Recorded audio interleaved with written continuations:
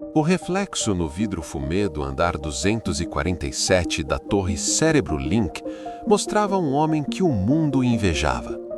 Marcus Chen observava New Seattle se estender abaixo dele como um organismo bioluminescente, as torres perfurando as nuvens em espirais de aço e luz, enquanto os subníveis pulsavam em neon vermelho nas profundezas, como veias abertas na terra. 45 anos, 52 bilhões de dólares, um império tecnológico que redefiniu a interface neural humana, e 18 meses de vida. Os resultados são conclusivos, Marcos.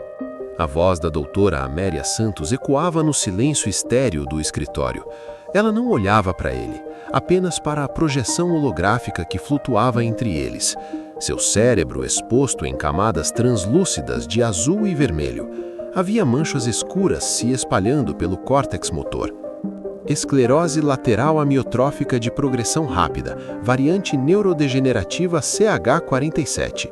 Irônico, Considerando que passei 20 anos mapeando cada sinapse do cérebro humano, Marcos terminou a frase, sua voz surpreendentemente calma. A ironia não me escapa, Amélia. Ele tocou o holograma com um dedo e a imagem girou lentamente. Aquelas manchas escuras eram sua sentença de morte. Em 6 meses, começaria a perder controle motor. Em 12, não conseguiria falar.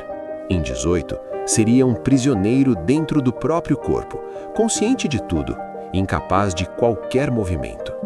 Existem tratamentos experimentais, terapia genética, moduladores sinápticos de 5ª geração. Amélia começou, mas parou quando viu a expressão no rosto de Marcos. Você sabe tão bem quanto eu que essas são medidas paliativas. Marcos desligou o holograma com um gesto. Compram tempo, meses, talvez um ano. Não curam. Silêncio. Existe uma outra opção, disse Amélia cuidadosamente. Uma que você conhece melhor do que ninguém. Marcos virou-se para ela e pela primeira vez em anos, ela viu medo genuíno nos olhos dele. O Projeto Fênix, ele murmurou. Você criou a tecnologia, Marcos. Transferência neural completa, consciência integral preservada em novo substrato biológico. Você poderia matar alguém para roubar seu corpo? Marcos curtou, a voz afiada como bisturi. É isso que você está sugerindo, Amélia? Que eu me torne um assassino para sobreviver? Não quando há doadores voluntários. Você sabe que existem pessoas nos subníveis que vendem contratos de cessão corporal por dinheiro suficiente para transformar a vida de suas famílias. É uma transação, um acordo. Marcos caminhou para a janela panorâmica. Lá embaixo, a cidade fervilhava. Milhões de vidas, cada uma lutando para sobreviver mais um dia. Ele próprio havia vindo de lá, das profundezas fedorentas dos subníveis. Ou pelo menos era o que suas memórias diziam. Um acordo. Ele repetiu, a palavra amarga na língua. Onde uma pessoa escolhe morrer porque o sistema falhou tanto com ela que vender seu próprio corpo parece a única saída. O mundo não é justo, Marcos. Você sabe disso melhor do que ninguém. Ela estava certa. Marcus Chen, o órfão dos subníveis que se tornou um dos homens mais ricos do planeta, sabia exatamente como o mundo era injusto. Tinha cicatrizes para provar, físicas e psicológicas. Tinha construído seu império em cima dessa injustiça, transformando o desespero humano em lucro através de interfaces neurais que permitiam aos pobres venderem poder de processamento cerebral para corporações. E agora, essa mesma injustiça oferecia sua salvação. Preciso pensar, disse Marcos finalmente. Você tem 18 meses, mas o procedimento requer preparação, mapeamento neural completo, condicionamento pré-transferência, encontrar o doador certo. Amélia pausou. Se você vai fazer isso, Marcos, precisa decidir logo. Depois que ela saiu, Marcos ficou sozinho com seus pensamentos e com a vista da cidade que ele ajudou a construir. Lá embaixo, nos subníveis, alguém estava nascendo, alguém estava morrendo, alguém estava tomando a decisão que mudaria o curso de sua vida. E Marcus Chen, o homem que havia mapeado cada segredo do cérebro humano, estava prestes a descobrir que havia segredos que nem mesmo ele imaginava. Seu telefone vibrou. Uma mensagem de Yuki Nakamura, sua protegida, a cientista-chefe do projeto Fênix. Precisamos conversar. Encontre-me no Lab 7, nível restrito. Venha sozinho. É sobre algo que você precisa saber antes de tomar qualquer decisão. Marcos olhou para a mensagem, depois para a cidade lá embaixo. 18 meses. O relógio estava correndo. O nível restrito da torre Cérebro Link existia em um estado perpétuo de penumbra azulada. Marcos desceu pelos elevadores privados, passando por 7 camadas de verificação biométrica, retina, DNA, padrão de ondas cerebrais, até mesmo análise de marcha. O projeto Fênix era classificado acima de ultra-secreto. Oficialmente não existia. As portas do Lab 7 se abriram com um sussurro pneumático. Yuki Nakamura estava de costas, observando uma parede inteira de monitores holográficos. Aos 28 anos, ela era a neurocientista mais brilhante de sua geração, uma mente capaz de ver padrões onde outros viam apenas caos. Marcos a havia descoberto quando ela tinha 19 anos, uma garota prodígio da Universidade de Tóquio trabalhando em mapeamento de consciência quântica. Ele a trouxe para Cérebro Link, deu-lhe recursos ilimitados e ela entregou o impossível. Projeto Fênix, a imortalidade. Você me ensinou que ciência sem ética é apenas barbárie sofisticada. Yuki disse sem se virar. Sua voz ecoava no laboratório vazio. Lembra disso, Marcos? Lembro. Marcos se aproximou, observando os dados nos monitores. Eram varreduras neurais, dezenas delas, talvez centenas. Yuki, o que está acontecendo? Ela finalmente se virou. Tinha olheiras profundas, como se não dormisse há dias. Seus olhos, normalmente brilhantes de entusiasmo científico, estavam opacos de algo que Marcos levou um momento para reconhecer. Culpa. Amélia te contou sobre sua condição, sobre o ELA CH47? Não era uma pergunta. E ela sugeriu que você usasse o Fênix. Sugeriu é uma palavra forte. Ela mencionou como opção. E você está considerando? Marcos não respondeu imediatamente. Conhecia Yuki bem demais. Ela podia ler microexpressões como outras pessoas liam manchetes. Estou morrendo, Yuki. Em 18 meses estarei preso dentro de um corpo que não responde. Consciente, mas completamente paralisado. Então sim, estou considerando todas as opções. Mesmo que signifique matar alguém, doadores voluntários, não existe tal coisa. A voz de Yuki explodiu, ecoando nas paredes do laboratório. Ela nunca gritava.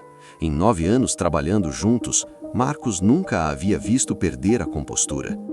Não quando a alternativa é morrer de fome, ver sua família sofrer, viver em condições subhumanas nos subníveis. Isso não é escolha, Marcos. É coerção disfarçada de livre-arbítrio. Marcos sentiu raiva subir no peito. E o que você sugere? Que eu simplesmente aceite a morte? Que eu deixe tudo o que construímos? Eu menti para você. As palavras caíram como pedras em água parada. Marcos ficou imóvel. O quê? Yuki tocou um painel e os monitores mudaram. Agora mostravam algo diferente, ondas cerebrais, mas em padrões que Marcos nunca havia visto. Sobreposições, múltiplas assinaturas neurais no mesmo cérebro. Quando desenvolvemos o Fênix, eu disse que a transferência apagava completamente a consciência do doador, que era instantâneo, indolor, como apagar um arquivo de computador. Sua voz tremeu. Eu menti. O sangue de Marcos gelou. Yuki, o que você está dizendo? A consciência do doador não é apagada, Marcos. Ela é suprimida, empurrada para baixo, mas ainda lá, ainda consciente, ainda ciente. Ela ampliou uma das varreduras. Eles sentem tudo, veem tudo através dos olhos do receptor, mas não podem falar, não podem se mover, não podem fazer nada exceto existir em silêncio eterno enquanto outra pessoa controla seu corpo. Marcos sentiu o chão desaparecer sob seus pés. Quantos? Sua voz saiu rouca. Quantas transferências já foram feitas? 17. Yuki tocou a tela e 17 rostos apareceram. Jovens todos eles, 20 e poucos anos, sorrisos nervosos em fotos de contrato. 17 pessoas que agora vivem em um inferno psicológico dentro de corpos que não controlam mais. Victoria Ashford, Marcos sussurrou, compreensão surgindo como náusea. Victoria, a bilionária de 62 anos, que era cliente premium do Fênix. Ela tinha feito 3 transferências. Tem 3 pessoas presas dentro dela, e o que confirmou. 3 consciências gritando em silêncio há anos. E ela sabe. Todos os receptores sabem eventualmente. Eles sentem a presença, ouvem os gritos silenciosos. Alguns enlouquecem, outros se acostumam. Marcos se agarrou à mesa de trabalho, as pernas fracas. 20 anos de pesquisa, bilhões de dólares, tudo construído sobre uma mentira. Por quê? A pergunta saiu como acusação. Por que você escondeu isso de mim? Por que você nunca teria aprovado o projeto? Yuki se virou para ele, lágrimas correndo pelo rosto. E eu queria fazer história, queria ser a pessoa que conquistou a morte. Minha arrogância, meu ego, minha ambição. Ela soluçou. Eu criei um inferno, Marcos, uma tortura pior que qualquer morte. Marcos forçou-se a respirar.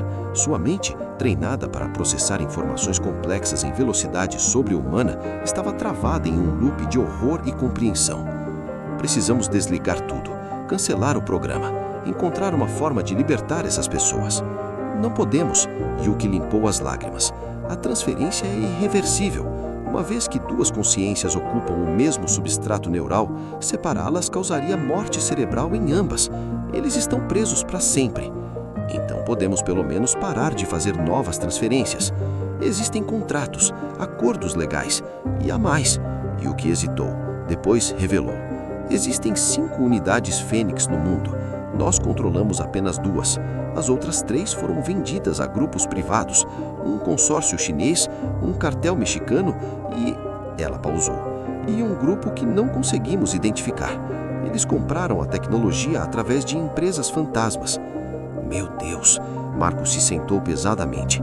Criamos um monstro. Eu criei um monstro. Você confiou em mim e eu traí essa confiança. Silêncio caiu sobre o laboratório, quebrado apenas pelo zumbido suave dos servidores. Por que está me contando isso agora? Se quisesse manter segredo, poderia simplesmente oferecer a transferência quando eu estivesse desesperado o suficiente. Em alguns meses, quando a doença progredir, eu provavelmente aceitaria sem questionar. Yuki encontrou seus olhos. Por que você me ensinou que ciência sem ética é barbárie? E por quê?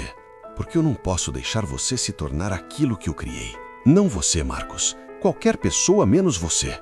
Marcos ficou de pé, cada movimento pesado como se carregasse o peso de 17 almas aprisionadas. Preciso pensar, processar isso. Ele caminhou em direção à porta, depois parou. Yuki, há mais alguém que sabe disso? Victoria Ashford sabe, obviamente. E há rumores nos subníveis. Sussurros sobre fantasmas internos, pessoas que fizeram a transferência como doadores e de alguma forma conseguiram enviar sinais, mas nada concreto, nada que pudéssemos rastrear. Até agora. Marcos se virou. O que é? Yuki tocou outro painel. Um arquivo de vídeo começou a rodar. Imagens de câmeras de segurança dos subníveis, gravações de baixa qualidade em preto e branco. Há 3 semanas detectamos um padrão. Alguém nos subníveis está investigando o Fênix, hackeando nossos servidores periféricos, interceptando comunicações. Quem quer que seja é muito bom. Nossa equipe de segurança cibernética mal consegue rastreá-los. A imagem mudou, mostrando uma figura encapuzada em um café cibernético dos subníveis, dedos voando sobre teclado holográfico. Conseguimos uma identificação facial parcial. Yuki ampliou a imagem. Era uma garota, 16, talvez 17 anos. Rosto magro, olhos intensos, cabelo preto cortado assimetricamente. Mesmo na imagem granulada, havia algo feroz nela. Maya Rodrigues, disse Yuki, órfã dos subníveis, QI estimado entre 155 a 170, hacktivista conhecida pela polícia corporativa. E... ela hesitou. Irmã de Daniel Rodrigues. O nome não significava nada para Marcos. Quem é Daniel Rodrigues? Alguém que entrou em contato conosco há 2 semanas, oferecendo-se como doador voluntário para o Projeto Fênix. Marcos sentiu o mundo girar. Ele tem 22 anos, QI de 165, perfeito para correspondência neural, e está disposto a fazer o procedimento por 500 milhões de dólares, dinheiro suficiente para pagar a cirurgia experimental de sua irmã. Yuki pausou. Ela tem câncer cerebral terminal. Sem o tratamento, tem 6 meses de vida. Meu Deus, sussurrou Marcos. Ele não sabe o que realmente acontece durante a transferência. Ninguém sabe. Todos os doadores assinam acordos de confidencialidade e são sedados antes de lerem os detalhes técnicos completos. Marcos olhou para a imagem da garota, Maya Rodrigues, lutando para salvar o irmão que estava prestes a se sacrificar para salvá-la. Você acha que ela descobriu a verdade? Perguntou Marcos. Acho que ela está perto, muito perto. Então precisamos conversar com ela, antes que ela faça algo imprudente. Yuki balançou a cabeça. Marcos, ela está nos subníveis. Nenhum de nós sobreviveria 5 minutos lá embaixo sem segurança corporativa. E se aparecermos com seguranças, ela vai desaparecer. Então, o que você sugere? Há alguém que pode alcançá-la, alguém em quem ela pode confiar eventualmente. Yuki tocou a tela mais uma vez, e outra imagem apareceu. Daniel Zero Rodrigues, 22 anos, rosto angular, olhos escuros e inteligentes, postura que misturava perigo e carisma. Estava em pé no que parecia ser uma reunião comunitária nos subníveis, rodeado de pessoas que o ouviam com atenção quase reverencial. Ele é conhecido como Zero nos subníveis, líder de um movimento de base que luta por melhores condições de vida, carismático, inteligente e profundamente protetor de sua irmã. Yuki desligou as telas. Se queremos chegar a Maya, precisamos passar por ele. E como propomos isso? Perguntou Marcos. Ele já se ofereceu como doador. Poderíamos simplesmente processar a transferência e... Ele parou, ouvindo suas próprias palavras. A facilidade com que pensou em usar aquele jovem. Não posso fazer isso. Então o que você vai fazer, Marcos? Morrer? A pergunta pairou no ar entre eles. Marcos olhou para as telas vazias, pensando em 17 pessoas presas em infernos silenciosos, pensando em Maya Rodrigues, lutando para salvar o irmão que estava prestes a se sacrificar para salvá-la, e pensando em si mesmo. Marcus Chen, o órfão dos subníveis que conquistou o mundo, agora enfrentando escolhas impossíveis. Vou fazer o que deveria ter feito desde o início, ele disse finalmente. Vou descobrir a verdade, toda ela. Sobre o Fênix, sobre os doadores, sobre... Ele hesitou. Sobre mim mesmo. O que você quer dizer? Marcos se virou para Yuki e pela primeira vez verbalizou o pensamento que vinha o assombrando desde que viu aquelas varreduras neurais sobrepostas. Tenho memórias de infância nos subníveis. Lembro de cada detalhe, a pobreza, a fome, a violência. Construí minha identidade inteira em cima dessa narrativa, o órfão que venceu. Ele pausou. Mas, se a tecnologia existe há tempo suficiente, se havia protótipos anteriores que não sabemos, como posso ter certeza que essas memórias são realmente minhas? Yuki ficou pálida. Marcos, você está sugerindo que... Estou sugerindo que preciso de respostas, e sei exatamente onde começar a procurar. Onde? Nos arquivos que nem mesmo você tem acesso, Yuki. Os arquivos fundacionais da Cerebrolink, os experimentos originais. Marcos caminhou em direção à porta. Depois parou. E depois, vou visitar os subníveis, pessoalmente. Isso é suicídio. Você é o homem mais rico do planeta. Aparecer nos subníveis sem proteção. Eu vim de lá, lembra? Ou pelo menos... Ele sorriu amargamente. Ou pelo menos é o que minhas memórias dizem. Marcos, espere. Mas ele já havia saído, deixando Yuki sozinha no laboratório com os grafemas digitais de 17 pessoas aprisionadas. E enquanto o elevador subia volta para os níveis superiores da Torre Chen, Marcus Chen olhou seu próprio reflexo no metal polido e se perguntou, quem estava olhando de volta? Eram 3 da manhã quando Marcos entrou no arquivo Sigma. Localizado no subsolo da Torre Cerebrolink, 20 andares abaixo do nível do solo, o arquivo Sigma continha registros que oficialmente não existiam, protótipos falhos, experimentos abandonados e os registros fundacionais da empresa, incluindo tudo sobre os primeiros anos de Marcus Chen. As portas do arquivo exigiam não apenas biometria, mas uma senha de comando verbal que mudava semanalmente. Marcos era uma das 3 pessoas no planeta com acesso. As outras 2 eram Yuki e seu CFO, Jonathan Park. Arquivo Sigma. Reconhecimento vocal. Chen Marcos. Código. Fênix. Delta 97 Alpha. As portas se abriram com um suspiro pneumático. Dentro, fileiras intermináveis de servidores físicos se estendiam na penumbra azul. A Cerebrolink mantinha tudo em hardware isolado. Nenhuma conexão com a nuvem, nenhuma vulnerabilidade a hackers. Dados demais, segredos demais. Marcos caminhou até o terminal central e ativou o sistema de busca. Registros fundacionais. Chen Marcos, período 2006 a 2012. Os anos de sua infância e adolescência, os anos que definiam quem ele era. A tela piscou. Acesso restrito. Autorização nível ômega requerida. Marcos franziu a testa. Nível ômega? Nem ele tinha clearance ômega. Isso era impossível. Ele criou os protocolos de segurança da empresa, a menos que alguém tivesse criado um nível acima dele. Mas quem? Ele tentou outro ângulo. Registros do Projeto Fênix. Protótipos Alpha. Período 1995 a 2005. Antes da Cérebro Link existir. Antes de Marcos sequer entrar para a universidade. A tela carregou por um longo momento. Depois, arquivo encontrado. Projeto Prometheus. Predecessora do Projeto Fênix. Período 1998 a 2003. Localização: instalação Blackwood, Arizona. Status: cancelado por violações éticas. Marcos sentiu seu coração acelerar. Projeto Prometheus? Nunca tinha ouvido falar disso. Ele abriu o arquivo. O que viu o fez congelar. Imagens de uma instalação subterrânea, laboratórios experimentais e crianças. Dezenas de crianças em câmaras médicas, eletrodos conectados aos crânios, monitores exibindo atividade cerebral. Um programa de teste. Usando órfãos. Marcos escrolou pelas imagens, bile subindo em sua garganta. E então viu um rosto que reconheceu. Um menino de talvez 8 anos, asiático, olhos assustados, mas desafiadores, sentado em uma cadeira de exame enquanto técnicos de jaleco branco preparavam equipamento neural. Abaixo da imagem, uma legenda. Sujeito P47. Marcos. Nome completo desconhecido. Idade: 8 anos. Origem: subnível 7. Neo Fênix.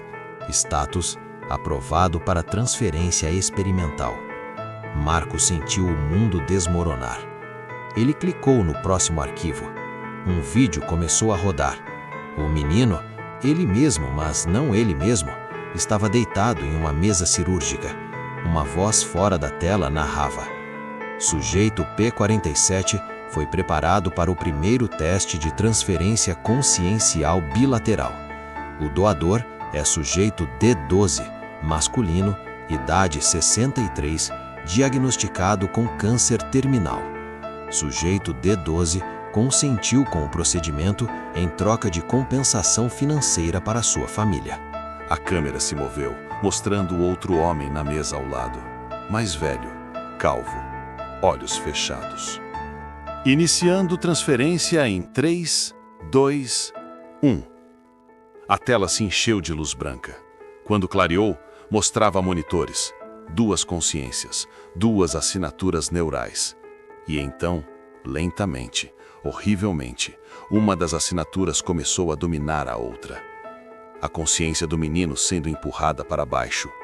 A consciência do homem de 63 anos tomando controle. Transferência completa.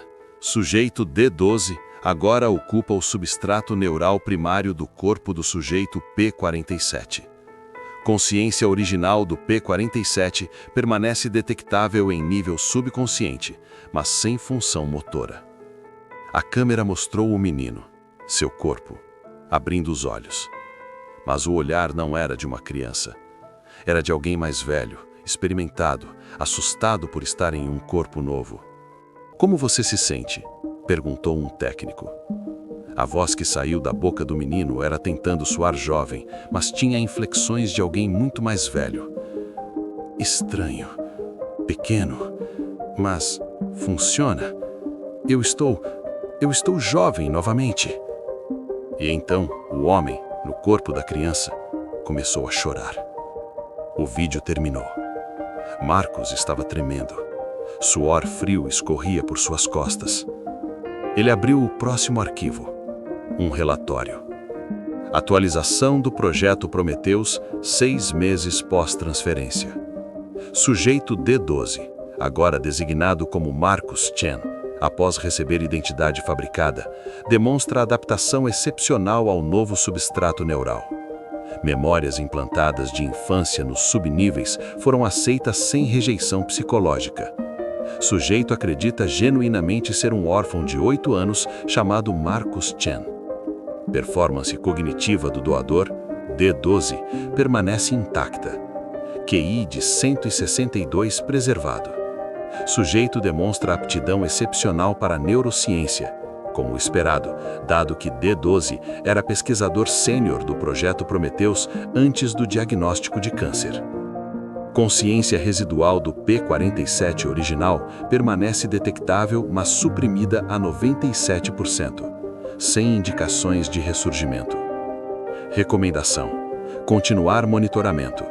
Considerar D12/Marcus Chen como possível fundador de futura empresa de interface neural, permitindo continuação do projeto Prometheus sob nova identidade corporativa. Marcus afastou-se do terminal, pernas fracas. Ele não era Marcus Chen. Ele nunca foi Marcus Chen.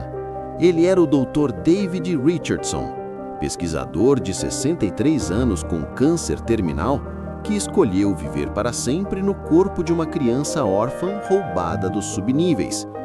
E aquela criança, o verdadeiro Marcus, um menino de 8 anos cujo nome real nem mesmo estava nos registros, ainda estava lá, aprisionado, gritando em silêncio há 37 anos.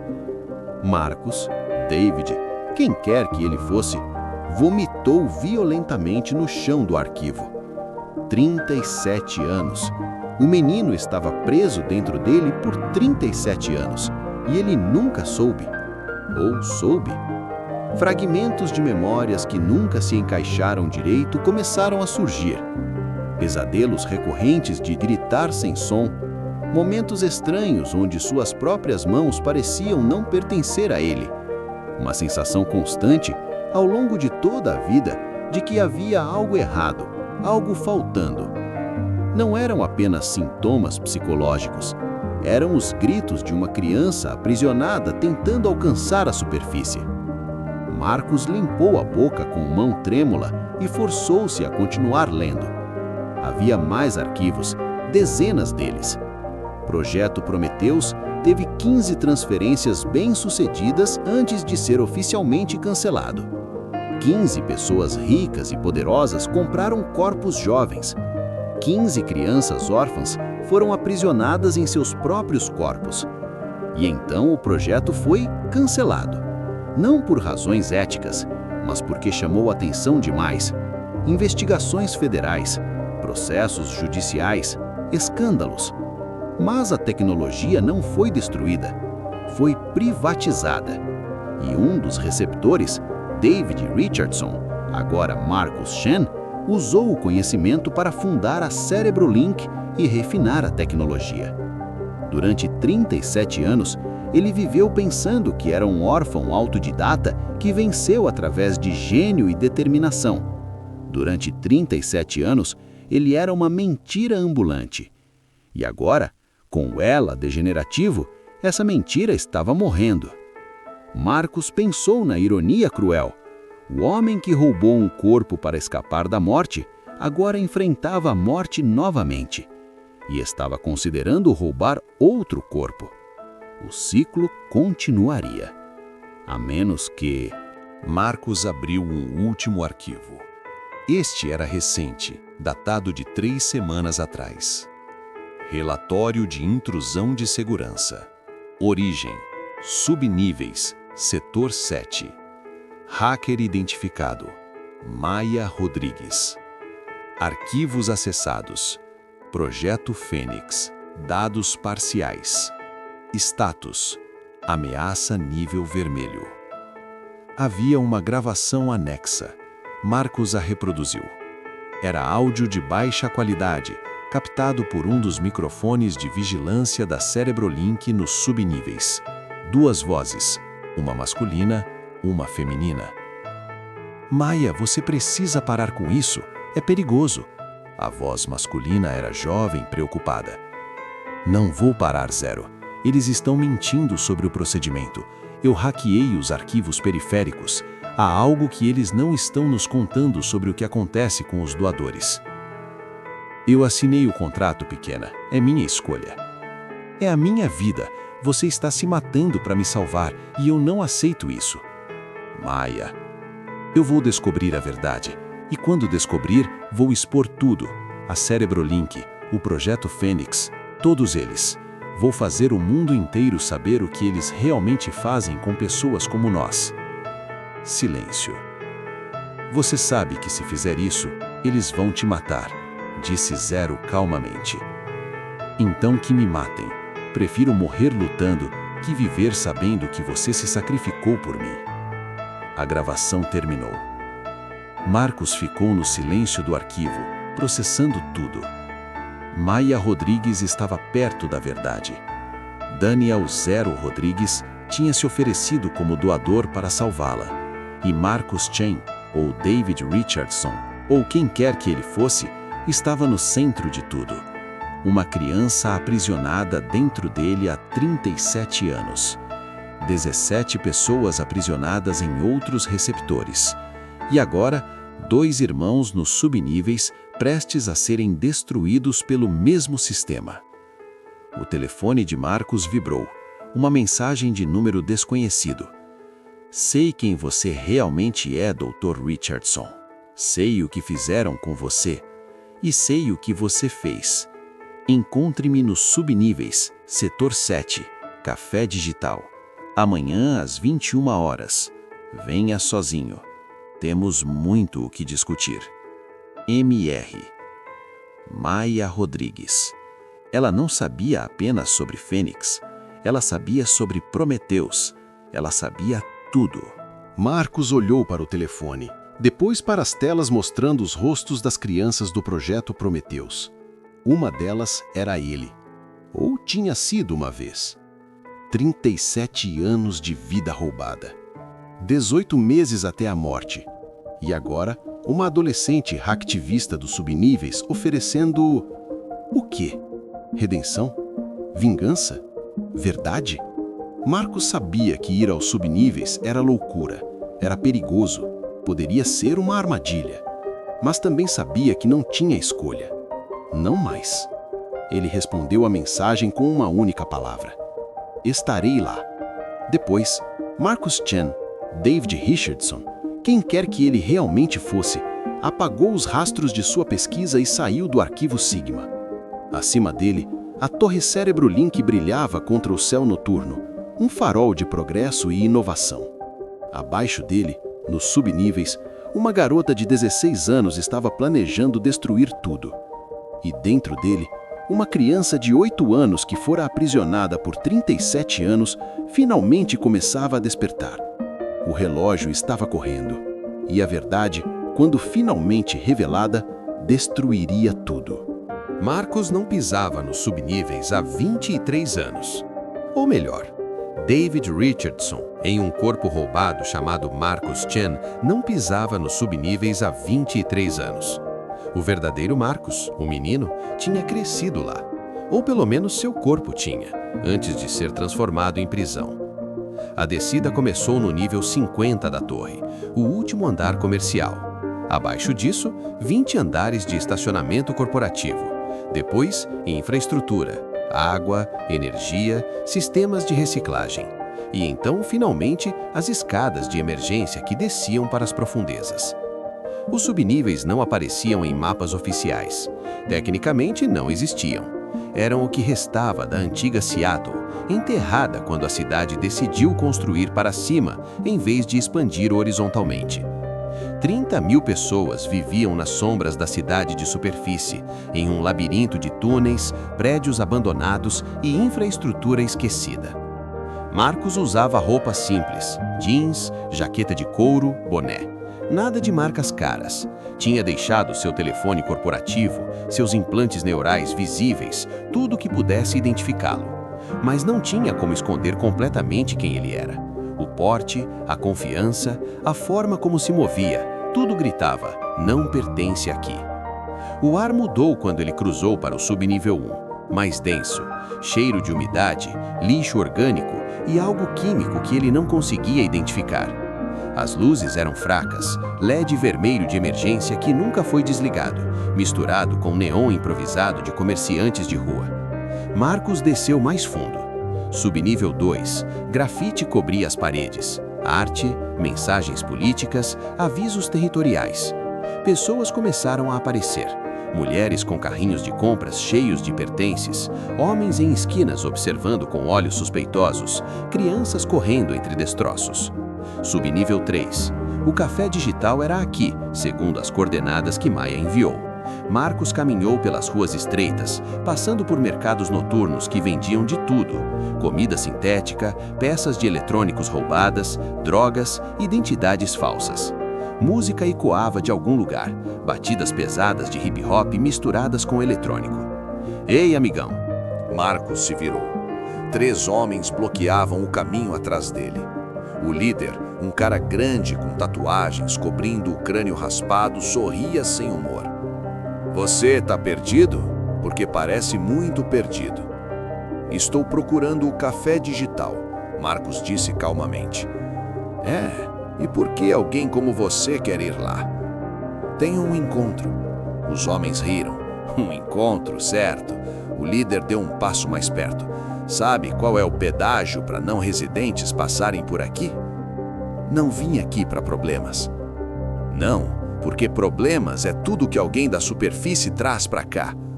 O homem estendeu a mão. Relógio, carteira, qualquer tech que você está escondendo. Marcos suspirou. Ele podia lutar, tinha treinamento básico de defesa pessoal, cortesia de sua paranoia corporativa. Mas 3 contra 1 em território deles? Zero disse que ele podia passar. A voz veio de uma garota pequena, talvez 12 anos, que apareceu de um beco.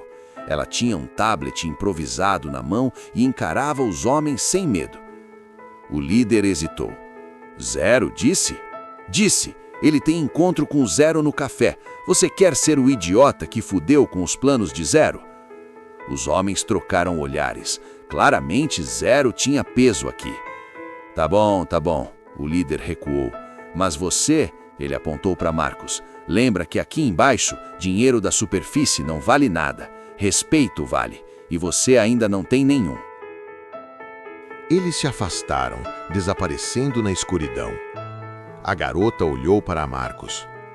Você é Chen, né? O bilionário. Sou? Pensei que seria mais alto. Ela começou a andar. Vem, vou te levar até o café.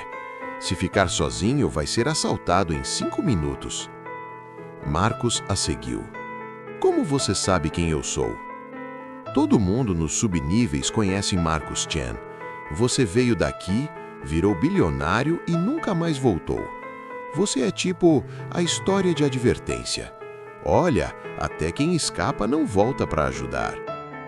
A culpa perfurou Marcos como uma lâmina, exceto que não era bem culpa dele, era? David Richardson nunca viveu nos subníveis. O verdadeiro Marcos Chen, o menino, tinha sido arrancado daqui com 8 anos. Onde você aprendeu sobre Zero dizer que eu podia passar? Marcos perguntou. A garota mostrou o tablet. Rede Mesh dos subníveis. Zero postou sua foto e disse para te deixarem chegar ao café sem problemas. Ela olhou para ele de lado. Você deve ser importante. Zero não dá salvo-conduto para ninguém da superfície. Zero é líder aqui? Zero é diferente. Ele cuida das pessoas, fala por nós quando ninguém mais fala. Ele está tentando organizar os subníveis, fazer um sindicato de verdade, conseguir direitos. Ela chutou uma lata enferrujada. Boas intenções não pagam cirurgia para a irmã com câncer, mas ainda assim. Eles viraram uma esquina e entraram em uma praça improvisada. No centro, um prédio de 3 andares com um sinal neon piscando. Café digital. É aqui, disse a garota. Zero tá lá dentro, segunda mesa à direita. Maia também. Ela hesitou. Ei, Sr. Chen, o que quer que Zero esteja planejando com você, Ajude eles, tá? Eles são pessoas boas, e aqui embaixo, gente boa não dura muito. Antes que Marcos pudesse responder, ela já tinha desaparecido no labirinto de becos. Marcos olhou para o café digital. Janelas sujas, porta remendada. Mas lá dentro, luz e movimento. Pessoas em terminais antigos, conversas baixas, cheiro de café sintético. Ele empurrou a porta. O café era maior por dentro do que parecia. Dúzias de cubículos com equipamento de computador reciclado, telas holográficas piscando com código e imagens. Metade das pessoas nem olhou quando ele entrou. A outra metade o estudou com olhos calculistas. Segunda mesa à direita. Lá estava ele, Daniel Zero Rodrigues. 22 anos, mas os olhos pareciam muito mais velhos. Rosto magro, marcas de cansaço profundo, mas postura ereta, quase desafiadora. Usava roupas simples, camisa térmica preta, calças de combate. E ao lado dele, Maia Rodrigues. 16 anos, cabelo preto com mechas verde neon, olhos escuros e intensos fixos na tela de laptop pousado na mesa. Dedos voavam sobre o teclado em velocidade impossível. Ela olhou para cima quando Marcos se aproximou. Marcos Shen, ela disse. Não era saudação, era acusação. Maia Rodrigues, Marcos respondeu, sentando-se sem ser convidado. Zero observava em silêncio, avaliando. Você veio, Maia disse, fechando o laptop. Honestamente, não achei que viria. Pensei que mandaria seguranças corporativos para me prender. Pensei nisso, Marcos admitiu, mas depois li seus arquivos, e os arquivos do projeto Prometheus, e... Ele pausou, escolhendo palavras cautelosamente. E descobri que você sabe coisas que nem eu sabia sobre mim mesmo. Maia sorriu sem humor. Você quer dizer sobre como você é o Dr. David Richardson roubando o corpo de uma criança há 37 anos? As palavras caíram como bombas no silêncio do café. Zero se moveu ligeiramente, primeiro sinal de surpresa. Você sabe sobre isso? Marcos perguntou calmamente, embora seu coração estivesse acelerado. Hackeei seus arquivos mais profundos. Levou 3 semanas, 4 ataques de ransomware e quase ser rastreada 2 vezes. Mas sim, sei tudo. Maia se inclinou para a frente. O projeto Prometheus. 15 transferências. 15 crianças roubadas dos subníveis. Você foi a número 7. Eu era o doador, Marcos corrigiu calmamente. David Richardson era o receptor. Diferença técnica, Maia disse. O ponto é, você é uma mentira ambulante. Tudo o que você construiu é baseado em vida roubada. Eu não sabia. As palavras saíram duras. Passei 37 anos pensando que era Marcos Shen. As memórias foram implantadas. Eu realmente acreditava que tinha crescido nos subníveis, que tinha vencido através de mérito. E agora? Agora sei a verdade. E sei que 17 outras pessoas estão aprisionadas do mesmo jeito que o verdadeiro Marcos ainda está aprisionado dentro de mim. Zero finalmente falou, voz baixa, mas firme. Por que você está aqui? Marcos olhou para ele. Porque você se ofereceu como doador para salvar sua irmã. E você não sabe a verdade sobre o procedimento. Eu sei que vou morrer, essa parte ficou clara. Não vai morrer, Maia interrompeu, olhos brilhando de lágrimas seguradas. Vai pior, vai ficar preso, consciente, sentindo tudo, vendo através dos olhos de quem roubou seu corpo, mas sem poder falar, se mover, fazer nada, para sempre. Zero ficou muito imóvel. O quê? Maia abriu o laptop, virou para ele. Esses são dados neurológicos de transferências fênix anteriores. Vê essas ondas sobrepostas? 2 consciências, uma dominante, uma suprimida. A suprimida ainda está viva, Zero. Ainda está consciente. É tortura eterna. O sangue drenou do rosto de Zero. Meu Deus! E a Cérebro Link sabe, Maia, continuou, voz tremendo. Todos sabem, mas continuam fazendo porque pessoas como você estão desesperadas o suficiente para assinar qualquer coisa. E pessoas como ele, ela gesticulou para Marcos, estão assustadas demais de morrer para se importar com quem machucam. Marcos não tentou se defender. Ela estava certa. Então, por que me contar isso agora? Zero perguntou a Marcos. Se você precisa de doador, por que revelar a verdade? Porque eu não quero fazer isso, Marcos disse simplesmente. Não com você, não com ninguém. Mas você está morrendo, Maia disse. Esclerose lateral amiotrófica, variante CH47, 18 meses. Li seu prontuário médico também. Hackeou meu prontuário médico? Hackeei tudo. Marcos quase riu. Essa garota de 16 anos havia penetrado camadas de segurança que custaram milhões para implementar. Então aqui está a situação, Marcos disse. Estou morrendo, você está morrendo. Seu irmão se ofereceu para dar a vida por você. E a tecnologia que poderia nos salvar é uma abominação que aprisiona almas. Ele olhou entre os dois. Preciso encontrar outra solução. Não existe outra solução, Maia disse. Não para o meu tipo de câncer, não para a sua doença. A medicina convencional não funciona. Então precisamos consertar a tecnologia. Não pode ser consertada, Maia bateu a mão na mesa. A transferência neural fundamentalmente requer consciência dual. Não dá para remover uma sem matar ambas. Então criamos alternativa. Em 18 meses? Maia riu amargamente. Você é gênio, mas não faz milagres. Marcos olhou para ela, depois para Zero, depois de volta para ela. E se, ele disse lentamente, e se for sobre exposição? Exposição? Você disse que hackeou tudo, todos os arquivos do projeto Prometheus, todos os dados do Fênix, todas as transferências. Marcos se inclinou para a frente. O que aconteceria se tudo isso se tornasse público? Maia piscou.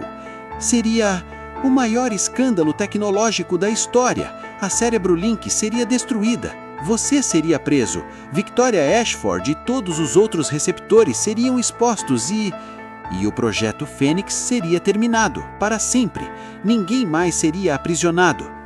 Mas isso não salva minha irmã, Zero disse calmamente. E não salva você. Não, Marcos concordou, mas impede que outras pessoas sejam destruídas da mesma forma.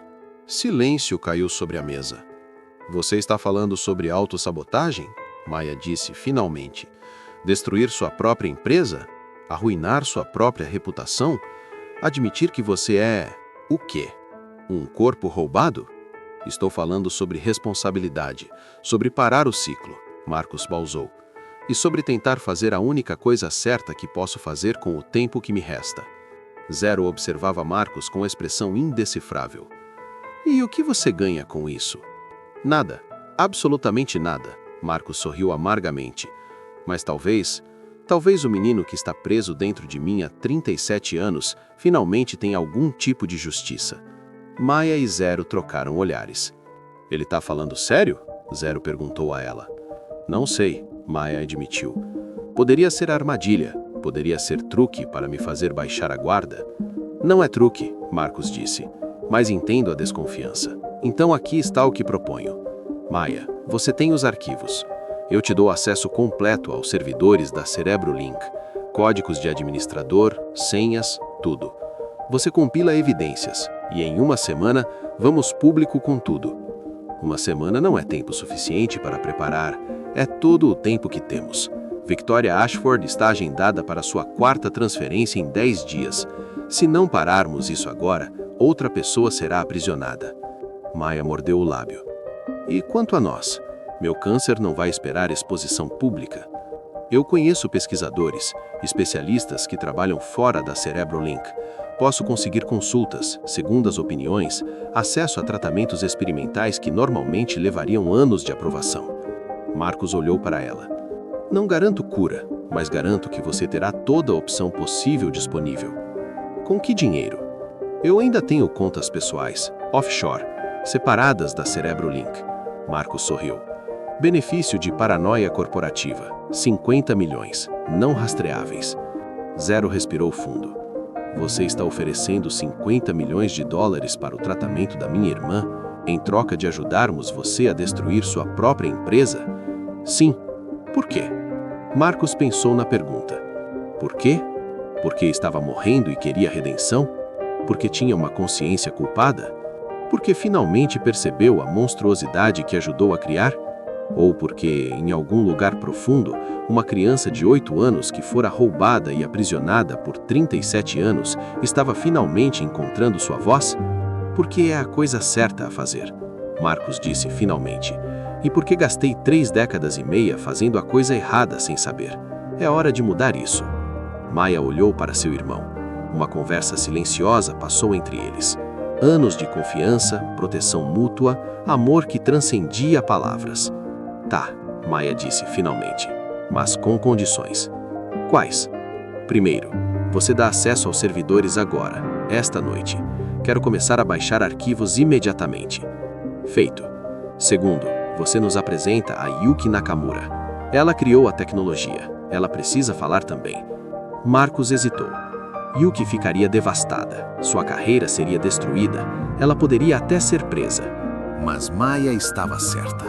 Yuki tinha que responder. Feito, ele disse. Terceiro, você testa toda a opção médica em mim pessoalmente antes de oferecer. Não vou ser cobaia. Maya, Zero começou. Não, ela interrompeu. Se vamos fazer isso, fazemos direito. Nada de promessas vazias. Marcos pensou sobre isso. Testar tratamentos experimentais em si mesmo enquanto já estava morrendo não faria muita diferença, honestamente. Feito, ele disse. E quarto, Maya se inclinou para frente, olhos brilhando com algo perigoso. Quando virmos público, não é apenas exposição, é guerra. Vamos processar a Cerebrolink. Vamos processar todos os receptores. Vamos garantir que cada doador aprisionado seja oficialmente declarado vítima de crime. E vamos lutar para conseguir pesquisa que possa libertá-los. Maya, isso é impossível. Você disse que todas as opções, Maya disse ferozmente. Então, todas as opções. Se há 17 pessoas presas em inferno silencioso, incluindo a criança que está dentro de você, então usamos cada centavo, cada recurso, cada cientista do planeta para tentar libertá-las. Mesmo que leve décadas, mesmo que pareça impossível. Marcos olhou para aquela garota de 16 anos, morrendo de câncer, lutando para salvar o irmão e ainda se recusando a aceitar qualquer coisa menos que justiça completa. Ela era mais corajosa que ele jamais seria. Feito, Marcos disse. Todas as suas condições. Aceito. Maya estendeu a mão. Então temos acordo, Dr. Richardson. Ou devo chamá-lo de Marcus Shen. Marcos olhou para a mão dela, pensando em todas as mentiras que viveu, todos os crimes que perpetuou sem saber, todas as vidas destruídas.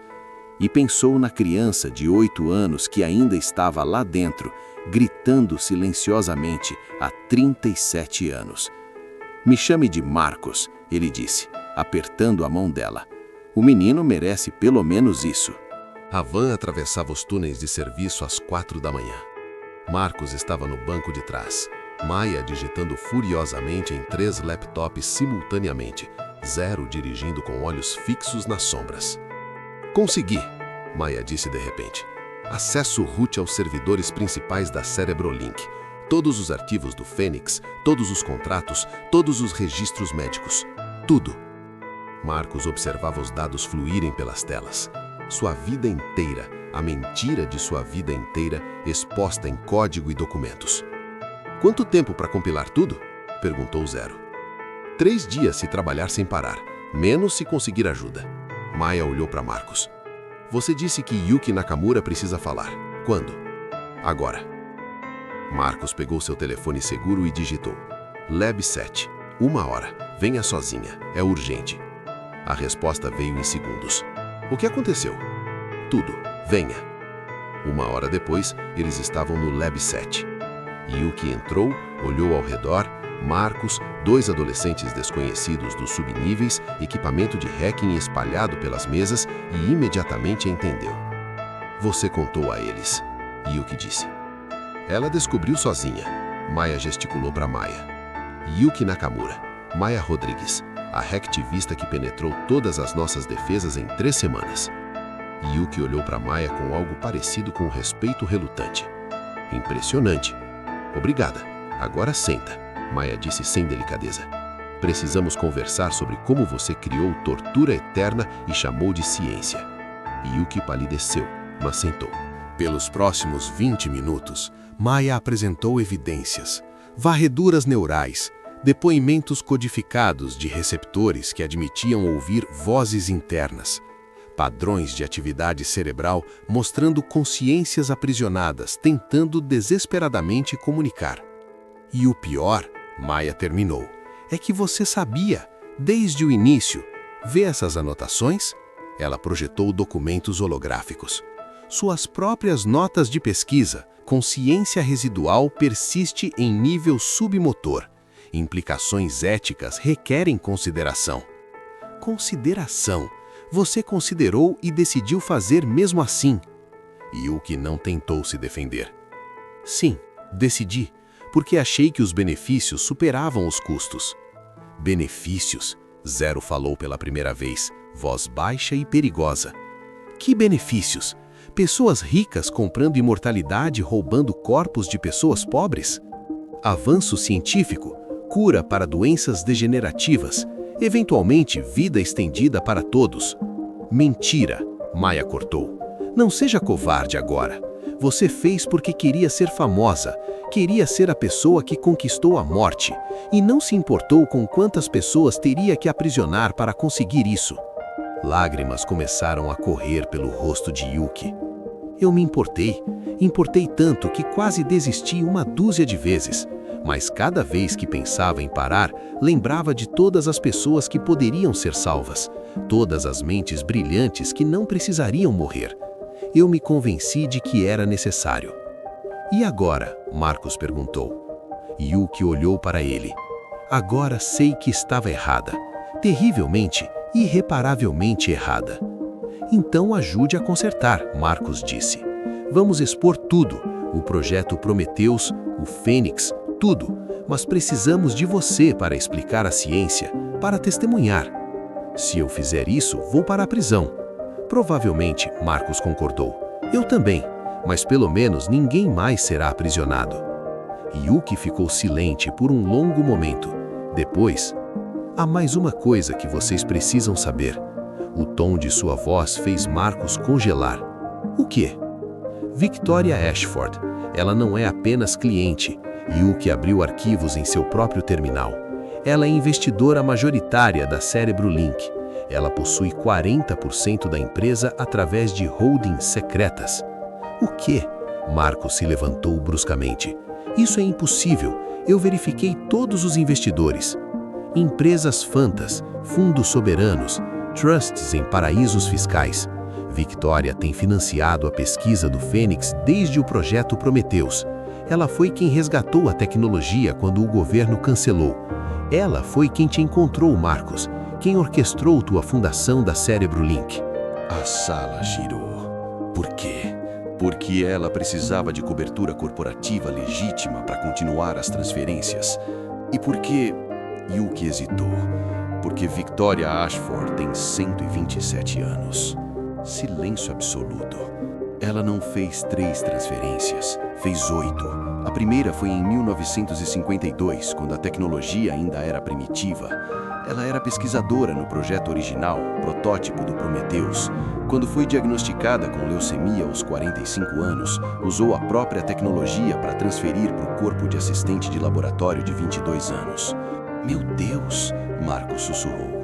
E desde então, ela tem pulado de corpo em corpo a cada 10 a 15 anos. Sempre mulheres jovens, sempre dos subníveis ou equivalentes internacionais, sempre desesperadas o suficiente para assinar. Yuki puxou fotos. 8 mulheres aprisionadas dentro dela. 8 consciências gritando em silêncio há décadas. Maia tinha a mão sobre a boca, olhos arrepiados de horror. Quantas pessoas sabem disso? Marcos perguntou. Apenas eu, e agora vocês. Victoria me contou porque precisava que eu soubesse para calibrar corretamente o 9º procedimento. 9º? Ela tem uma doadora agendada, Sarah Chen, 19 anos, estudante de medicina que precisa pagar dívidas estudantis. O procedimento está marcado para daqui a 8 dias. Marcos sentou pesadamente. Precisamos parar isso. Como? Zero perguntou. Se Victoria controla 40% da empresa, ela tem poder suficiente para bloquear qualquer coisa que tentarmos. Não se formos públicos primeiro, Maia disse, dedos já voltando aos teclados.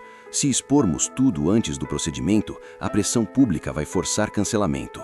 Victoria tem conexões, políticos, mídia, sistemas judiciais. Yuki balançou a cabeça. Ela vai nos destruir. Então, destruímos ela primeiro, Maia disse ferozmente. Temos 8 dias. Podemos fazer isso? Marcos olhou para o grupo improvável. Uma cientista culpada, uma adolescente hacktivista morrendo de câncer, um líder comunitário prestes a perder a irmã e ele mesmo, uma mentira ambulante tentando redenção. Podemos tentar, ele disse. Os próximos 6 dias foram frenéticos. Maia trabalhou 16 horas por dia compilando evidências. Zero coordenou com ativistas dos subníveis, preparando manifestações. Yuki escreveu confissão técnica completa, detalhando cada aspecto da tecnologia e suas implicações éticas. E Marcos começou a desfazer sua própria vida. Primeiro, transferiu todos os ativos pessoais para trusts em nome de Maia Rodrigues, $50 milhões, tudo que tinha fora da Cerebrolink. Segundo, documentou tudo sobre sua própria transferência. Gravou vídeos explicando quem David Richardson foi, como o menino Marcus Chen foi roubado, como ele viveu 37 anos sem saber. Terceiro, começou a sentir os primeiros sintomas do ELA. Tremor leve na mão esquerda, dificuldade com palavras complexas, fadiga profunda. A doença estava progredindo mais rápido que esperado. Você deveria descansar, Yuki disse, encontrando-o no Lab 7 às 3 da manhã do 5º dia. Não tenho tempo para descansar. Marcos estava revisando depoimentos de vítimas, as 17 pessoas aprisionadas, reconstruindo suas histórias através de registros médicos e contratos. Marcos, encontrei algo. Ele projetou um arquivo. Sujeito P47. O menino, o verdadeiro Marcus Chen. Yuki se aproximou. Era um arquivo de orfanato.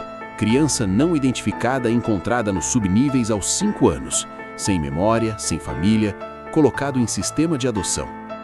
Ele nem tinha nome, Marcos disse, voz rouca. Foi literalmente achado nas ruas, sozinho, assustado, e aos 8 anos o levaram e... Ele não conseguiu terminar. Marcos, você não pode se culpar por isso. Você não sabia. Eu sei, a explosão ecoou no laboratório. Eu sei que não sabia, mas isso não muda nada.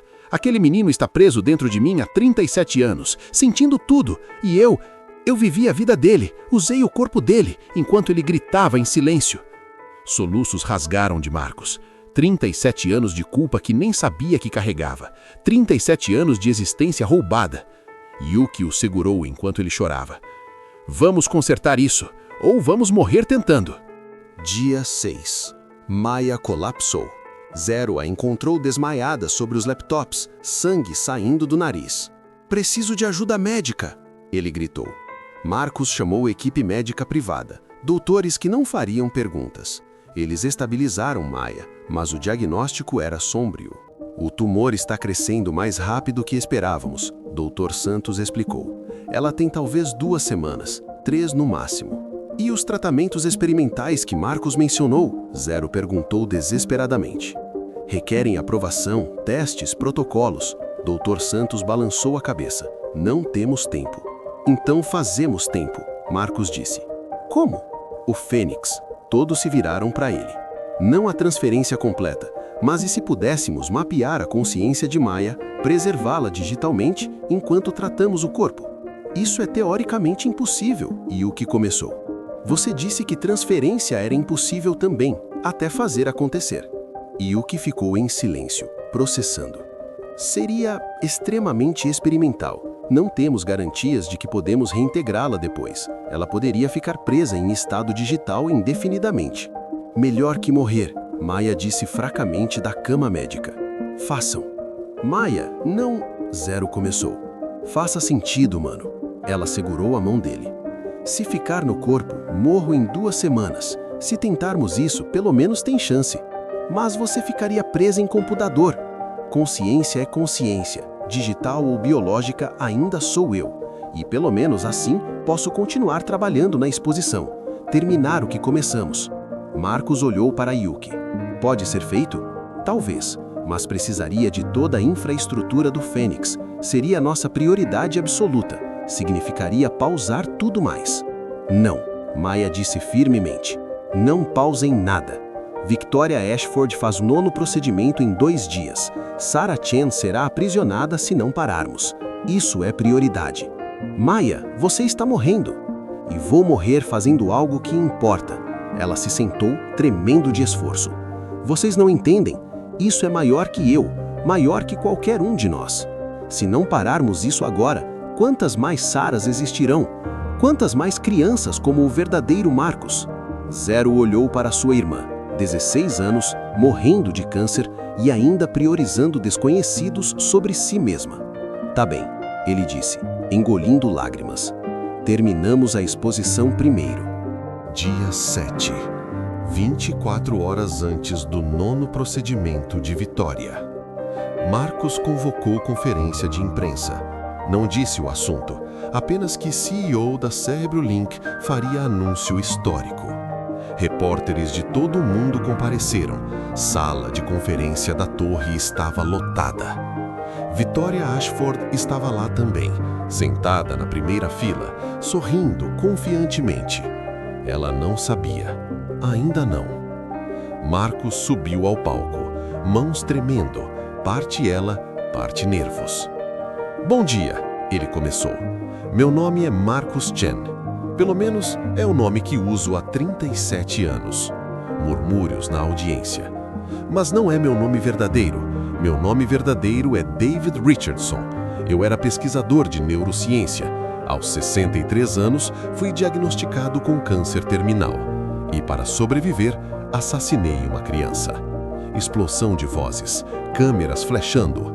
Victoria Ashford ficou pálida. Em 1998, Marcos continuou, voz firme. Participei do projeto Prometheus, programa secreto de transferência consciencial. Minha consciência foi transferida para o corpo de um menino de 8 anos. Aquele menino, o verdadeiro Marcus Chen, foi roubado dos subníveis e por 37 anos ele esteve preso dentro de seu próprio corpo, consciente, mas incapaz de controlar qualquer coisa. Silêncio chocado. Hoje exponho não apenas meu próprio crime, mas um sistema inteiro de horror. Marcos gesticulou e telas atrás dele acenderam. Projeto Fênix, tecnologia que a Cerebrolink desenvolve secretamente há uma década. Permite transferência de consciência, vendida como imortalidade. Mas há um segredo. Vídeos começaram a rodar, varreduras neurais, ondas cerebrais sobrepostas. Doadores não morrem, eles ficam presos, conscientes, torturados eternamente dentro de corpos que não controlam mais. Marcos pausou. 17 pessoas estão aprisionadas agora, 8 delas dentro de uma pessoa. Câmera focou em Victoria Ashford. Ela se levantou, tentando sair, mas seguranças que Marcos tinha pré-posicionado bloquearam as saídas. Victoria Ashford, disse Marcos, 127 anos, 8 transferências, 8 mulheres aprisionadas e amanhã planejava fazer a 9ª. Caos absoluto na sala. Repórteres gritando perguntas, câmeras focando Victoria, ela tentando desesperadamente sair. Eu tenho evidências, todos os arquivos, todos os contratos, todos os registros médicos. E ele respirou fundo. Confissão completa da doutora Yuki Nakamura, cientista-chefe, admitindo conhecimento e participação. Yuki subiu ao palco, enfrentando a tempestade de flashes. Eu criei essa tecnologia, ela disse ao microfone, e escondi a verdade. Sou culpada. Estou pronta para responder criminalmente. Mais caos. Além disso, temos hacktivista Maya Rodrigues, que descobriu tudo, e seu irmão, Daniel Rodrigues, que quase se tornou vítima desse sistema. Maya, transmitindo remotamente de seu leito médico, apareceu nas telas. Eu hackeei tudo, ela disse, voz fraca, mas determinada. E agora tudo está público. Todo arquivo, todo documento. Uploadei para Wikileaks, para jornalistas investigativos, para governos. Não pode ser escondido mais. As portas da sala explodiram. Polícia Federal. Mas não para prender Marcos. Para prender Victoria Ashford. Victoria Ashford, disse a agente líder. Você está presa por 8 acusações de homicídio, sequestro e crimes contra a humanidade. Victoria tentou resistir, mas foi contida. Enquanto era arrastada, ela gritou para Marcos. Você destruiu tudo! Você era um de nós! Não, disse Marcos calmamente. Eu era uma vítima, igual a todas as outras. O mundo explodiu. Maiores manchetes da década. Protestos globais, governos iniciando investigações. Cérebro Link foi lacrada. Todos os ativos congelados. 17 receptores do Fênix foram identificados e presos. E as vítimas, as pessoas aprisionadas, se tornaram causa internacional. Precisamos libertá-las, disse doutora Helena Vasquez, neurocientista líder trazida para a investigação.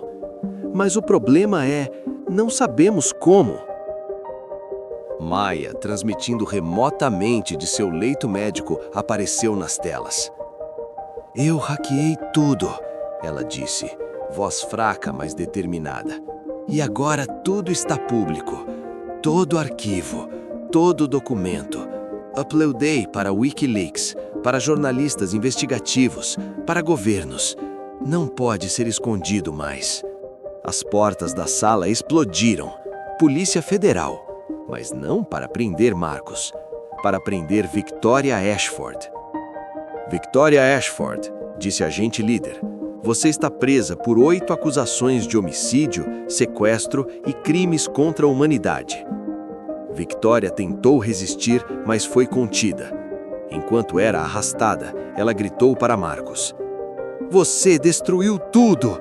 Você era um de nós! Não, disse Marcos calmamente. Eu era uma vítima, igual a todas as outras. O mundo explodiu. Maiores manchetes da década. Protestos globais, governos iniciando investigações. Cérebro Link foi lacrada. Todos os ativos congelados. 17 receptores do Fênix foram identificados e presos. E as vítimas, as pessoas aprisionadas, se tornaram causa internacional. Precisamos libertá-las, disse doutora Helena Vasquez, neurocientista líder trazida para a investigação. Mas o problema é, não sabemos como. Quando abriu, estava em lugar estranho, espaço digital, nada de corpo físico, apenas consciência. E lá, flutuando na escuridão, estava outra presença, pequena, assustada, furiosa. Quem é você? A voz era de criança, mas carregava peso de décadas de sofrimento. Era David Richardson, Marcos tentou explicar. Roubei seu corpo, sua vida. Sinto muito tanto. Você não sabe o que é sentir, ver, experimentar tudo sem poder fazer nada. 37 anos gritando e ninguém me ouvindo. Eu sei, e não há desculpa, não há perdão possível. Mas, Marcos pausou. Estou tentando consertar. Estamos trabalhando para libertar você, todos vocês. Como? Vamos transferir você para substrato digital primeiro. Depois, se conseguirmos aprovação, corpo clonado. Não será o mesmo corpo que tinham, mas será seu, completamente seu. Silêncio. Quanto tempo? 2 anos, talvez 3. A tecnologia precisa ser refinada, testada. Mais anos preso. mas com esperança, com possibilidade. Marcos hesitou. E, com minha companhia, posso deixar você ter mais controle do corpo. Não total, isso causaria rejeição neural, mas podemos compartilhar, até você ser livre. Por que faria isso? Porque é o mínimo que posso fazer. E porque Marcos lutou com emoção. Porque você merece. Você sempre mereceu. A presença da criança flutuou mais perto. Marcos podia sentir 37 anos de raiva, dor, trauma, mas também curiosidade, esperança frágil. Qual é meu nome real? Não sabemos.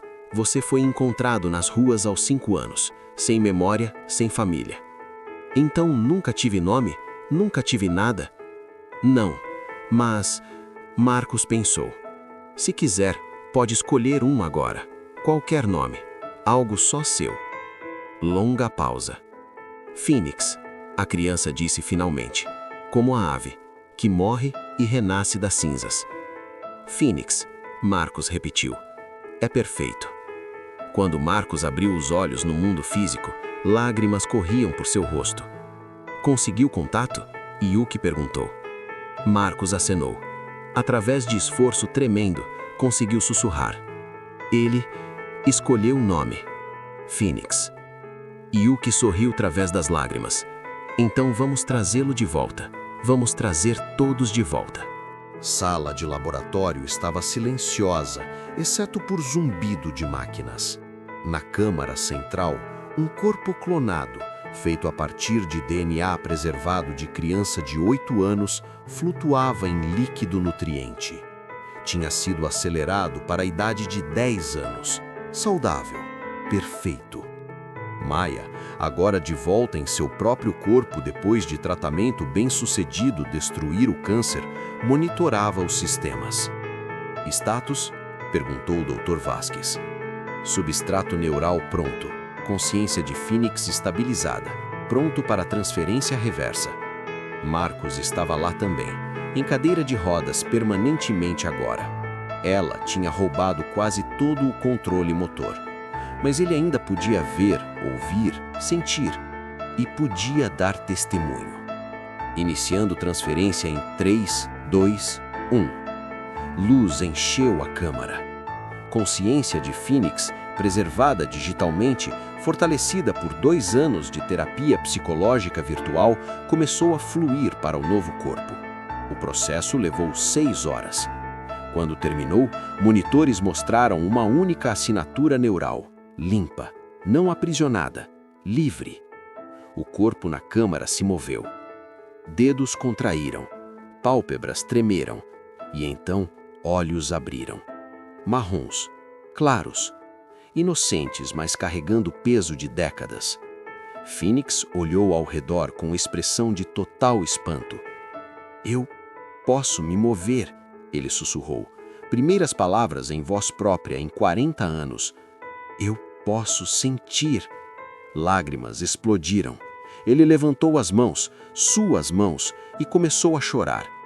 Maia entrou na câmara ajudando-o a sair. Bem-vindo de volta, ela disse gentilmente. Fênix o abraçou, soluçando. Obrigado, obrigado, obrigado. Então ele viu Marcos na cadeira de rodas. O abraço parou. Fênix caminhou lentamente para ele. 2 pessoas que compartilharam o mesmo corpo por 37 anos, finalmente separadas. Você está morrendo, Fênix observou. Marcos acenou. Quanto tempo? Marcos digitou trabalhosamente no comunicador. Semanas, talvez dias. Você poderia fazer transferência, salvar-se. Nunca mais. Ninguém será aprisionado. Fênix ficou em silêncio por longo momento. Então, para choque de todos, ele se ajoelhou ao lado da cadeira. Você roubou minha vida, mas também salvou 17 pessoas, destruiu um sistema inteiro de horror e me deu uma segunda chance. Lágrimas corriam pelo rosto de Marcos. Não te perdoo, não sei se posso, mas... Ele tocou a mão de Marcos.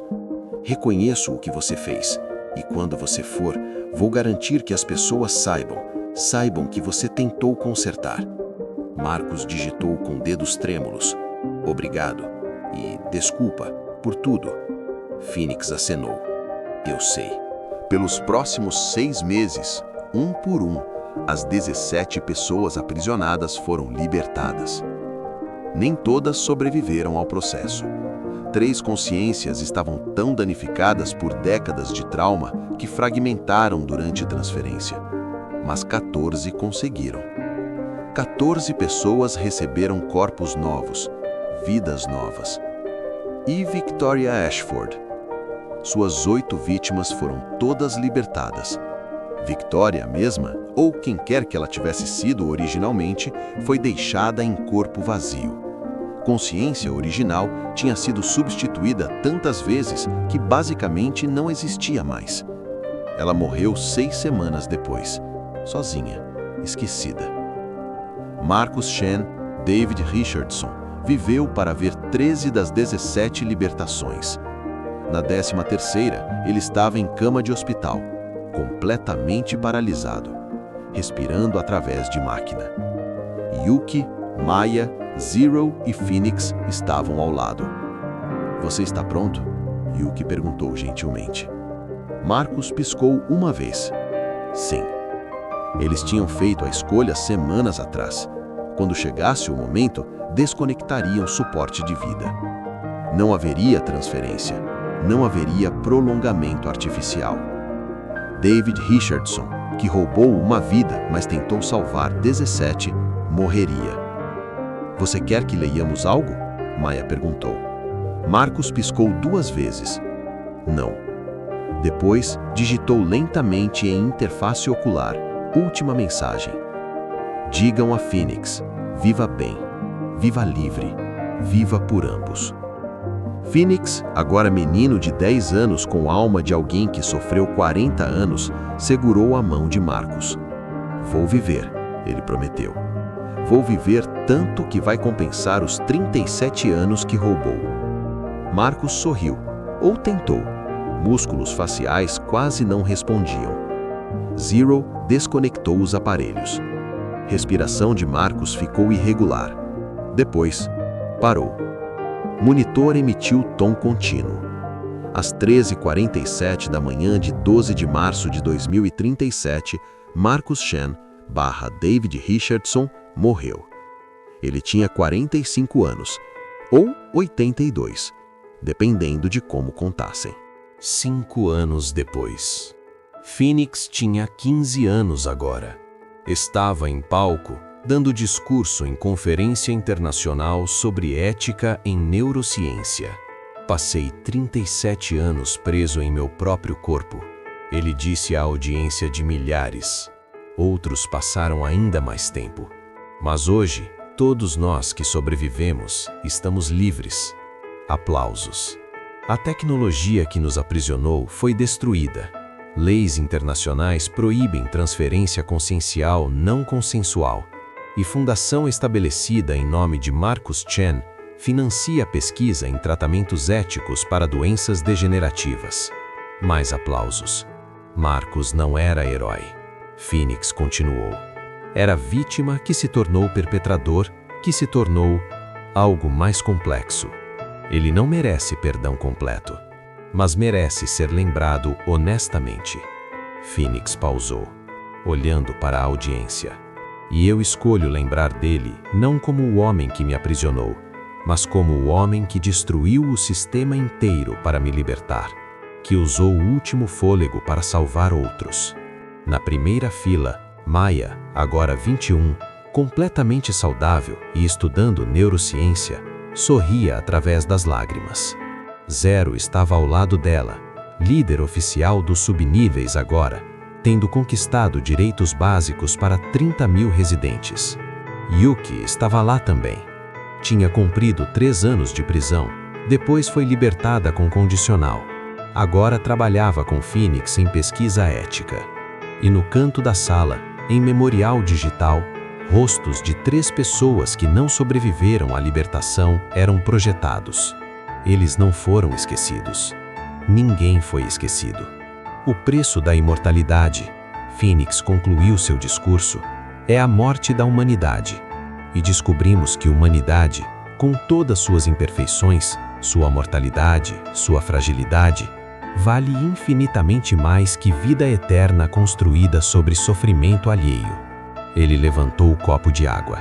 A vida, curta, preciosa e absolutamente nossa. A audiência inteira se levantou.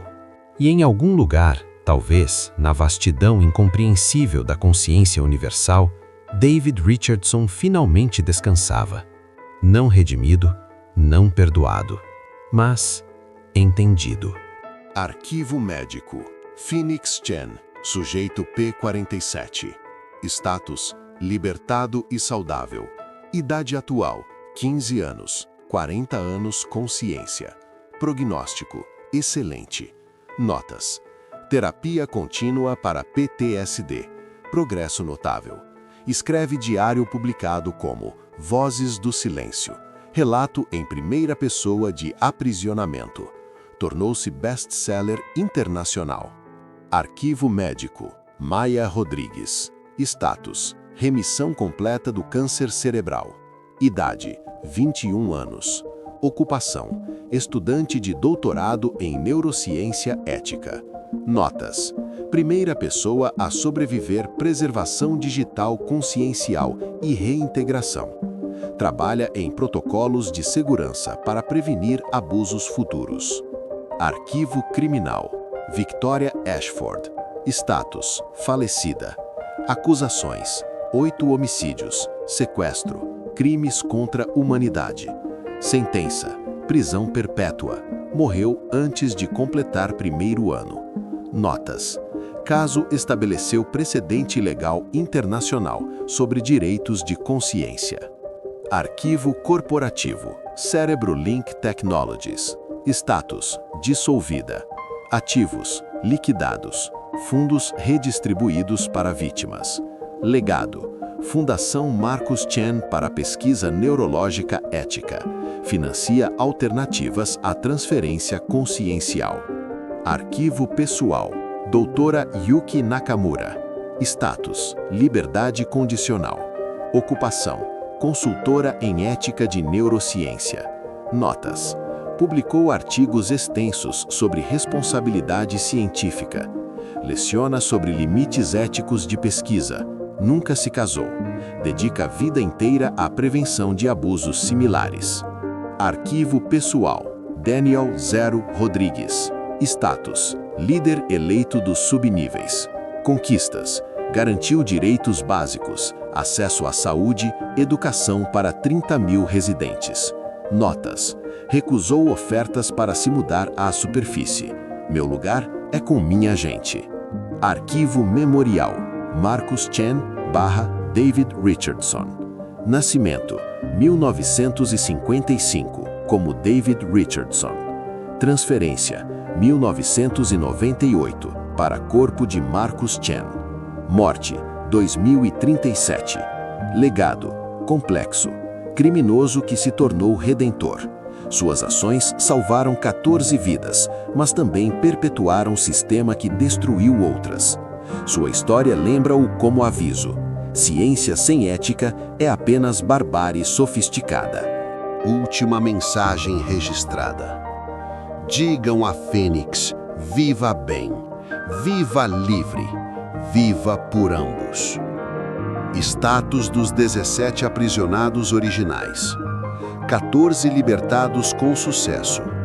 3 consciências fragmentadas demais para a recuperação.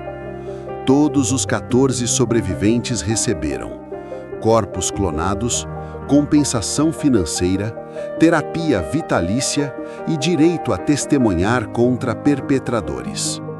Mudanças legislativas globais.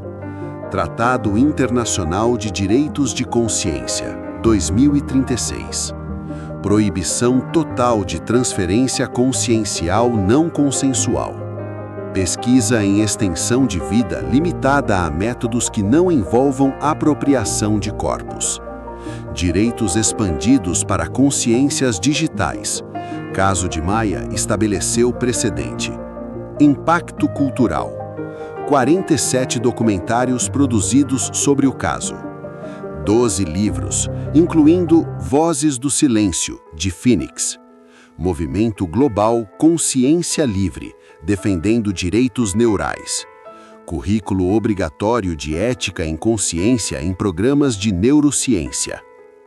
A pergunta que permanece: se tecnologia para transferir consciência sem aprisionamento for desenvolvida, deveria ser usada? O debate continua.